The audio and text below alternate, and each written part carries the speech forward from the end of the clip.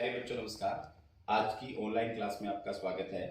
प्यारे बच्चों, आज हम कक्षा 6 विषय विज्ञान के अंदर अध्याय 1 भोजन के घटक जो हैं उसकी एक अभ्यास वर्कशीट हल करने वाले हैं। तो जो बच्चे चैनल पर नए हैं या जिन बच्चों ने अभी तक चैनल को सब्सक्राइब नहीं किया, सब्सक्राइब कर लें, लाइक कर लें और अपने साथियों को शेयर कर दें। तो शुरू करते हैं आज की क्लास। आप अपनी स्क्रीन पर देख सकते हैं, ऊपर लिखा हुआ है यहाँ पर कक्षा 6 विषय विज्ञान अभ्यास वर्कशीट पाठ भोजन के घटक। यहां पर वैकल्पिक प्रश्न।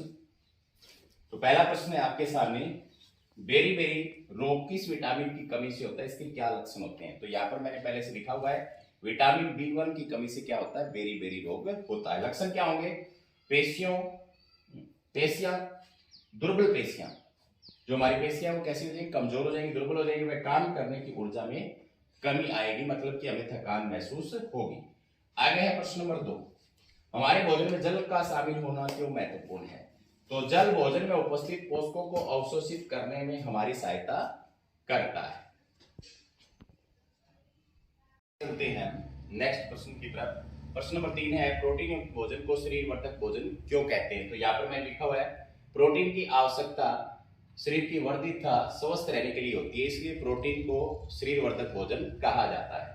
अभावजन्य रोग की परिभाषा बताएं।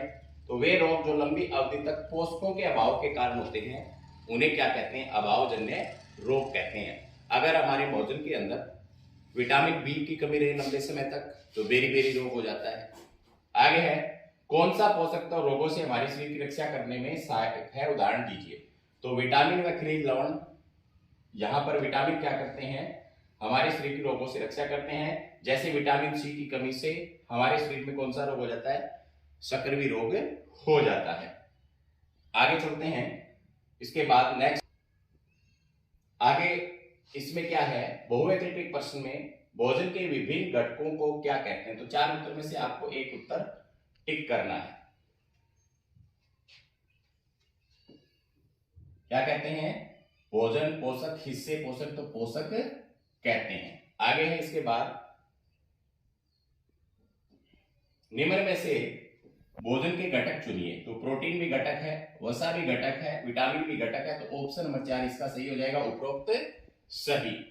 आगे चलते हैं, इसके बाद में आयोडीन टेस्ट भोजन में उपस्थित किस पोषक तत्व की जांच के लिए आवश्यक है। आयोडीन से हम किसका टेस्ट करते हैं, आयोडीन से हम मंड का टेस्ट करते हैं। किसका टेस्ट करते हैं, मंड का। इसके बाद में भोजन पर तेल का धब्बा खाद्य पदार्थ में खालिस्तान की उपस्थिति दर्शाता है। तो तेल का धब्बा प्यारे बच्चों किसकी उपस्थिति दर्शाता है, वसा की उपस्थिति दर्शाता है। आगे है, प्रोटीन की उपस्थिति जांचने के लिए आप निम्न में से कौन सा विलयन का चुनाव करेंगे। तो यहां पर कॉपर सल्फेट विलयन भी हमें चाहिए, कास्टिक सोडा विलयन भी हमें चाहिए, तो कौन सा सही हो जाएगा, तीसरा ऑप्शन इसका बिल्कुल सही हो जाएगा। आगे चलते हैं नेक्स्ट, ऐसा आहार जिसमें पोषक तत्व उचित मात्रा में, वो क्या कहलाता है। तो प्यारे बच्चों, ऐसे आहार को क्या कहते हैं, हम संतुलित आहार कहते हैं। क्या कहते हैं, संतुलित आहार। तो ऑप्शन नंबर 3 इसका बिल्कुल सही हो जाएगा। आगे चलते हैं नेक्स्ट, निम्न में से कौन सा भोज्य पदार्थ हमारे अस्थियों और दांतों के लिए उपयोगी है। तो प्यारे बच्चों, हमारे अस्थियों और दांतों के लिए उपयोग होता है विटामिन डी। क्या होता है, विटामिन डी, जो किसमें होता है, दूध में। तो ऑप्शन नंबर पहला इसका बिल्कुल सही हो जाएगा। इसके बाद में आगे चलते हैं नेक्स्ट, रुक्षांश के मुख्य स्रोत चुनिए। तो प्यारे बच्चों, यहां पर रुक्षांश के जो स्रोत हैं, यहां पर साबुत अनाज दिखा रखा है, इसमें भी होता है, इसमें भी होता है, आलू में भी होता है। तो यहां क्या हो जाएगा, उपरोक्त सभी इसका बिल्कुल सही हो जाएगा। आगे चलते हैं, सक्रिय रोग से बचने के लिए आप अपने आहार में क्या शामिल करेंगे। तो नींबू दिखाया हुआ है, यहाँ पर रसगुल्ले दिखाए हुए, केला दिखाया हुआ है और लेमन तरबूज दिखाया हुआ है, वाटर लेमन।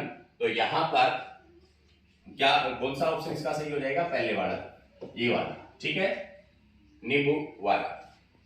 आगे चलते हैं, निम्न में से कौन सा रोग आयोडीन की कमी से होता है। तो प्यारे बच्चों, आयोडीन की कमी से क्या होता है, गलगंड यानी घेंगा रोग होता है, तो आपको कौन से के अंदर गला फूला हुआ नजर आ रहा है? ऑप्शन नंबर 1 में नजर आ रहा है। तो यहां पर ऑप्शन नंबर ये 1 वाला है, जिसके अंदर यहां से गला फूला हुआ है, तो ये बिल्कुल सही हो जाएगा।